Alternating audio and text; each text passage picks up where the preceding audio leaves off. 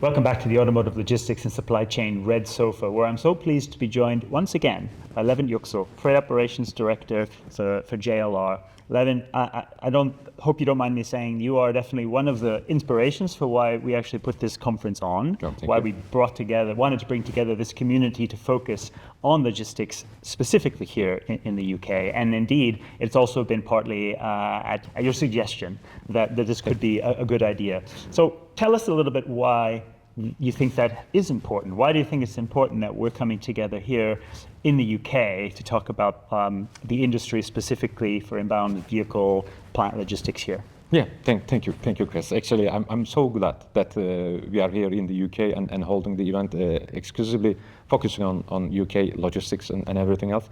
I think for me, UK has a very strategic position, and this is based on that we are a global base that have a trade with everywhere across the globe, but we are also a part of Europe, simultaneously not a part of Europe. And on the other hand, we are good allies with many other regions and markets. But after all, we are a very inclusive island group of community, ecosystem that has to survive on its own. So looking at everything around us, I think, yes, we can be a part of Europe, part of global events and global thinking. I think for my key motto is we should think globally, but act locally and concretely. That is why I wanted to have a level of focus, because under all of these influences, we shouldn't lose our own DNA. We shouldn't lose our own focus to our own homeland. And how can we be more competitive and still compete in this very global, challenging arena? So that was my drive to attract to this good, nice location. Well, it certainly resonates with us here wanting to focus on the UK. It feels a good resonance for JLR as a brand as well, to keep a sense of history and identity along with a global perspective. If we look now into the topics a bit more, like elsewhere, the UK automotive supply chain logistics sector certainly faces disruption, uncertainty, high volatility. What can and should OEMs, suppliers, logistics providers be doing to help adapt to this ongoing volatility? Yeah, actually, I think this is exactly in line with the theme of this setting about we are, although we are, as I said, is a kind of our own space, but we are not isolated in a bubble. And we are being affected by everything happening around us, everything happening globally, because it's all open global market for everybody, for every player, and also it's all global challenges are affecting no matter what part of the world is. I think, as I express in my keynote as well, that one of the keys is looking at the partnership, and how do we look into this ecosystem and work collaboratively and understand each other to be stronger and more resilient. And the second big theme is about resilience. Resilience is not about coming back to the same point, but resilience for me is the responsiveness, is to how quickly we can adapt, how quickly we can act, and how quickly we can analyze and thrive in this volatile situation. And all of these elements come into play, but while staying true to our own DNA, through to our own core values, which is, I mean, unity, growth, impact, customer love, and integrity. So these are the combination of the issues that we need to bring together as an ecosystem so that we can thrive in this volatile situation. Absolutely. You mentioned right in the beginning how, of course, UK is tightly integrated into Europe, certainly from supply chains, but also somewhat apart, right? Whether it's post-Brexit because of regulatory divergence, or it's indeed the geography and infrastructure of the country. What are examples of how this impacts how you plan and integrate logistics flows? Does it require bespoke approaches, bespoke partnerships, for example? Yes. Actually, we have been very keen about how to adapt to the changing conditions. Why we trade with Europe. And in that sense, we have developed systems. We have adapted to the requirements, and we are working with them smoothly. Of course, the first transition has been a little bit rough waters. Of course. But however, now we are with the right level of rigor around us. right level of understanding around us, and which also goes hand in hand with that technology and visibility, which is very much incorporated into our system, so that we have good mechanisms to understand what's happening in the landscape, how can we be prepared more, and with the good collaboration with each party, we are working with the right systems, processes, and the rigor to the system.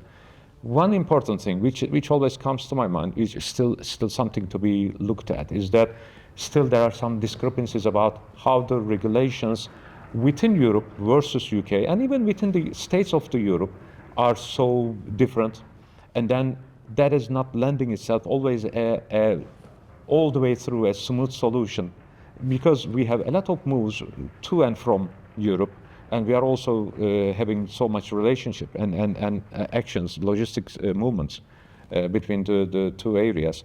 But the regulatory restrictions is something that maybe we can have a more collective Yes. look into, and find more smoother ways to achieve a more, smoother transition.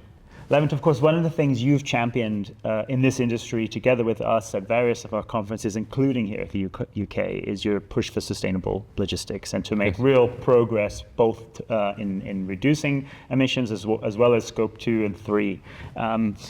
Of course, we also face strong cost pressures, competition. Again, how can automotive and logistics companies work together to prioritize and also justify sustainable logistics return on investment in the medium to long term? Yeah, that's a very, very valid question. Actually, that's a big conundrum and big challenge, because we are all driven to reduce the emissions and decarbonize our logistics and be more greener activities in terms of the transportation and freight. However, on the other hand, anything and everything about sustainability comes with a premium. We all know about this, and therefore, what we are thinking with our partners, within our ecosystem, that how can we make more smarter logistics? How can we improve the effectiveness and efficiency of the activities that we do? That we generate our own bank for investing into sustainable fuels, because whatever it be, they will associate it with additional cost on us. But as long as we do the right thing for the basics, if we put the foundations right and optimize our systems, look into the operational efficiencies and work as an ecosystem, unless we get into that mindset, whenever we have empty flows, whenever we have some unbalanced flows, that is not helping to the equation. First, we need to sort the effectiveness and efficiency in the logistics. And as we do this, then we can generate that headroom to go that extra mile and decarbonize the fuel on the systems and etc. However, simultaneously, there's another element about the infrastructure and the enabling acts. This is not only the OEMs, and this is not only the hauliers or the freight companies, but it takes about the energy providers, it takes about the grid system, it's about the ports and the logistic hubs. How are we ready to make it practical and useful for the operators to decarbonize without breaking the bank? So it's a big challenge, but it's not mission impossible. No. But as long as we act in a smarter way, as long as we operate with the principles and put the basics right, I think we have a good hope, and we are progressing in that aspect, although it's not easy every time. No. But I think this is the approach that we would like to implement within this ecosystem. Yeah, no, it's really important, and you articulate it well with all the different parts of the ecosystem that need to come together. You mentioned it earlier on how important building a resilient supply chain is and investing in a resilient supply chain. Could we put these two things together? If we think about, for example, the spike cost in the price of diesel, or some of the disruptions that we saw from, far-flung supply chains, can driving a sustainable supply chain actually align with having a more resilient supply chain? I believe so. Not particularly that we did it only for the sake of resilience, but we are doing it. Actually, it's not the end of the road. But also to be more resilient in terms of flexible solution, because when we decarbonize our core fleet in the UK together with our main partner DHL, we didn't go only one solution. we didn't shift from diesel to only one solution. It's a mix of everything. So then you generate that level of flexibility around you. And you're not vulnerable. If one of them, if there's a big crisis like the diesel crisis or any bio-CNG or HVO, or we are not reliant on one single solution. That gives us a level of flexibility. And also, we can work around the freight optimization tools in terms of how what kind of fuel type can we use that it makes sense and that it makes sense from a logistics and cost point of view.